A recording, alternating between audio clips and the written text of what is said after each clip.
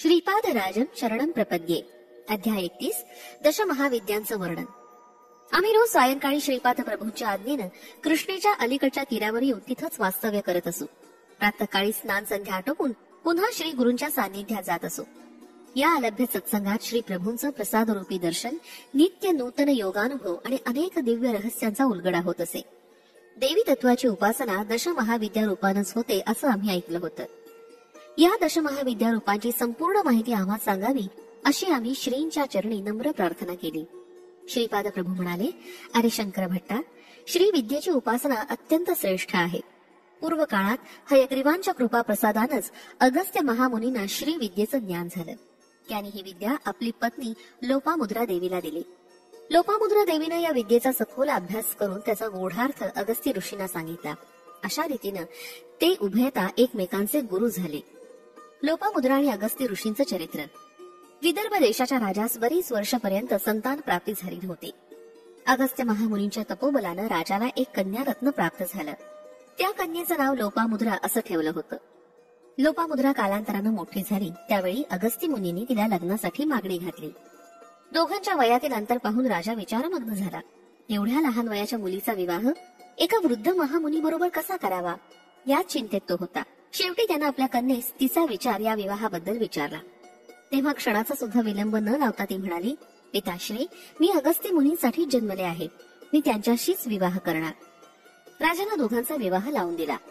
राजकन्या लोपामुद्रा राजप्रसाद सोडून वल्कल परिधान करून अगस्त्य मुनींबरोबर तपोभूमीस निघून गेली. कालांतरानं अगस्त्य ऋषींनी तिच्याशी शास्त्रयुक्त संग करण्याची इच्छा व्यक्त केली. त्यावर लोपामुद्रा मुनींना म्हणाली, नाथ, मी ललिता स्वरूपाची उपासना करून ललिता स्वरूपच झाले.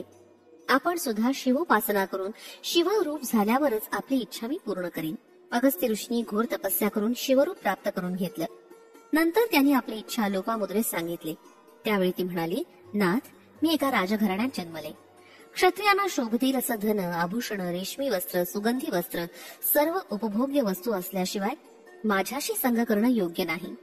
तेव्हा तुम्ही सर्व वस्तूंचा संचय करून तसंच आपणासाठी भरजरी वस्त्र आणावे. ही सर्व भोग सामुग्री आणल्यानंतरच आपली इच्छा पूर्ण होईल. धन संपादन करण्यासाठी अगस्त्य मुनी इल्वल नावाच्या एका राक्षसाकडे गेले. त्याला आपल्या मायेनं आपलंसं करून त्याच्याकडून धन, दागिने, वस्त्र, आभूषण घेऊन ते लोपामुद्रेकडे आले आणि पत्नीची इच्छा पूर्ण केली. यथाकाली त्यांना उत्तम संतान प्राप्ती झाले. एकदा अगस्त्य ऋषींनी आपल्या तपोबलानं संपूर्ण समुद्रच आपल्या कमंडलूमध्ये भरला आणि तो पिऊन टाकला होता. या अगस्त्य महर्षींनी विंध्याचल पर्वताचा गर्वहरण केला होता. अजून सुद्धा दक्षिण भारतात अगस्त्य मुनींना एक महान सिद्धपुरुष मानलं जातं. त्यांची अनेक ठिकाणी देवालय आहेत. श्रीपाद प्रभू पुढे म्हणाले, मी जेव्हा कल्की अवतार घेईन त्यावेळी परशुरामासारखंच अगस्त्य ऋषींना गुरुस्थान देईन. देवीची दशमहाविद्या. श्रीपाद प्रभू पुढे म्हणाले, काली हे दशमहाविद्येतील प्रथम रूप आहे. महाकाली ही समस्त विद्यांची आदिदेवता आहे. तिच्या विद्यामय विभूतींनाच महाविद्या असं म्हणतात. एकेकाळी हिमालयातील मातंग ऋषीच्या आश्रमात सर्व देवतांनी महामायेची स्तुती केली. त्यावेळी अंबिकेनं मतंग वनिता रूपात दर्शन दिलं. ती काजळासारखी काळ्या रंगाची असल्यानं तिचं नाव कालिका देवी पडलं. तिने शुंभ निशुंभ राक्षसांचा वध केला. तिचं रूप काळं निळं असं असल्यानं तिला तारा असं सुद्धा नाव आहे. कोणताही संकल्प अथवा फलीभूत न झालेली योग साधना अल्प काळात गंतव्य स्थानास पोचावी यासाठी काली मातेची उपासना करतात. या साधना काळात काली मातेच्या साधकाच्या अंगाचा भयंकर दाह होतो, तो सहन करावा लागतो. दशमहाविद्येतील दुसरं रूप तारादेवीचं आहे. ही माता मोक्षदायिनी, सर्व दुःखांपासून तारण करणारी आहे. त्यामुळं तिचं तारा हे नाव प्रख्यात झालं. या देवीस नील सरस्वती असं सुद्धा नामाभिधान आहे. भयंकर अशा विपत्तीतून भक्तांचं रक्षण करणारी असल्यानं योगीजन हिची अग्रतारा रूपात आराधना करतात. वशिष्ठ महर्षींनी सुद्धा तारादेवीची उपासना केली होती. चैत्र शुद्ध नवमीच्या रात्रीस तारा रात्री असं म्हणतात. दशमहाविद्येतील तिसरं रूप छिन्नमस्ता देवीचं आहे. हे अत्यंत गोपनीय स्वरूप आहे. एकेवेळी देवी आपल्या सखी बरोबर मंदाकिनी नदीवर स्नानाला गेली होती. तिच्या द्वारपालाने भोजनाविषयी विचारलं तेव्हा तिनं आपल्या तलवारीनं आपलाच शिरच्छेद केला. तिचं शिर वाम हस्तावर येऊन पडलं. तिच्या धडातील रक्तधारा निघाल्या. त्यातील 2 धारा सखींनी प्राशन केल्या आणि तिसरी धारा देवीनं स्वतःच प्राशन केली. त्या दिवसापासून तिचं नाव छिन्नमस्ता असं पडलं.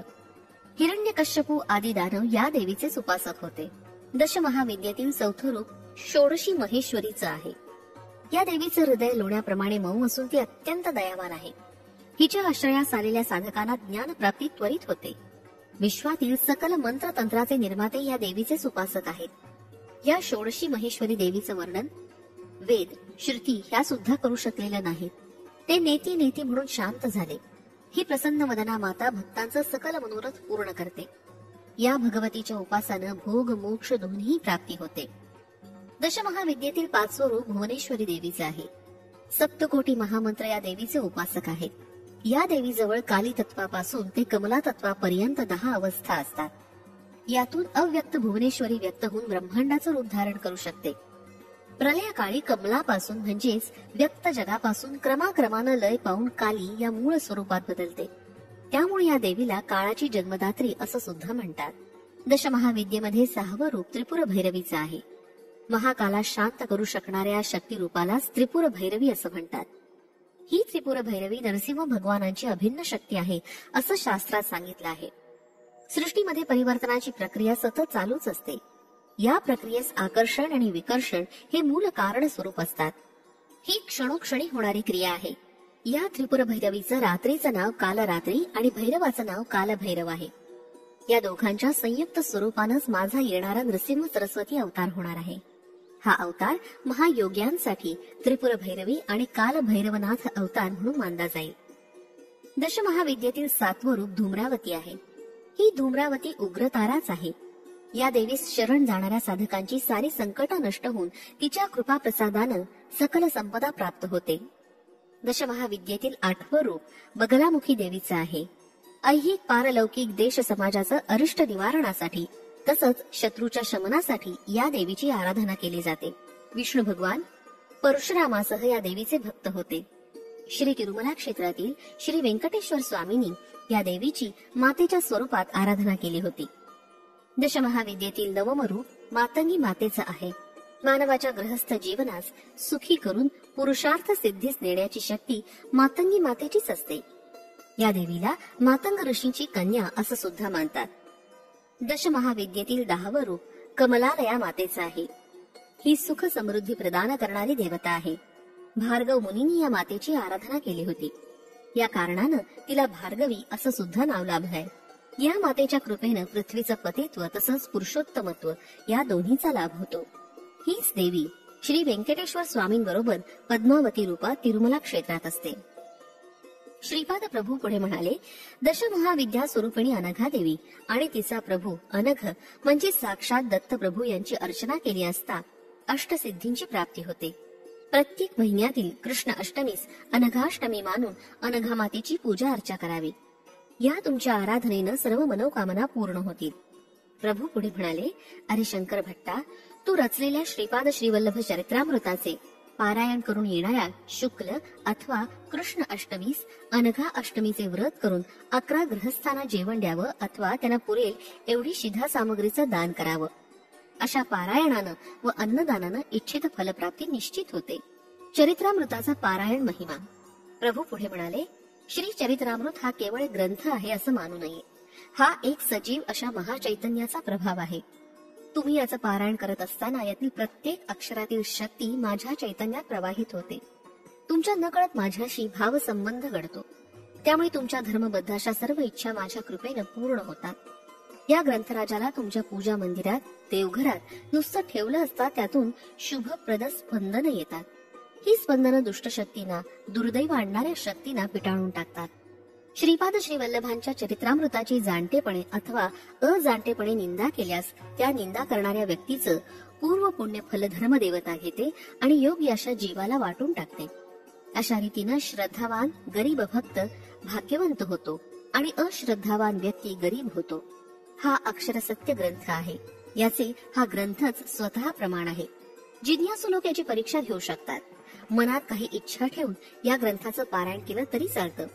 आपलं स्वतःचं जीवन शुद्ध करण्यासाठी अत्यंत श्रद्धा भक्तिभावानं या ग्रंथाचं पठण करावं. श्रीपाद श्रीवल्लभांचा जय जयकार असो. फलश्रुती. विद्या ऐश्वर्य यांची प्राप्ती.